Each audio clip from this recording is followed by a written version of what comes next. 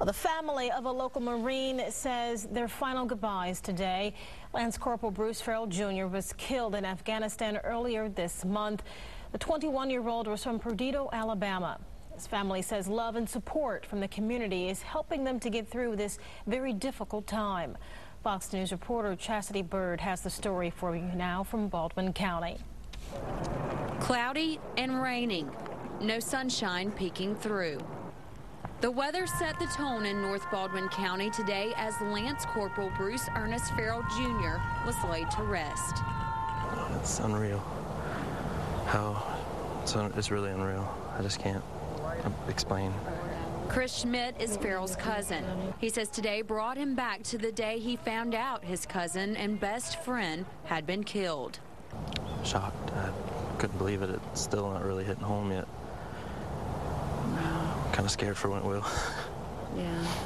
Farrell was killed in Afghanistan when a roadside bomb hit his patrol. Farrell had only been overseas since May. They took him away so fast that nobody really got to say proper goodbyes. And that really hurts the most. Schmidt and other family members say what is getting them through this huge loss is the love from the community. James Smith is a close friend of the family and says Farrell's father appreciates all the support. I talked to Bruce last night, and he's just at all in the public's response. Mobile County, Baldwin County, he knew his son dying as a soldier was a big deal.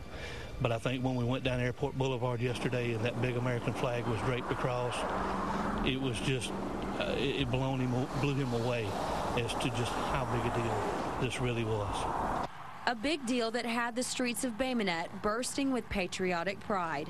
Flags, ribbons, signs. Something Smith says needed to be there and needs to stay.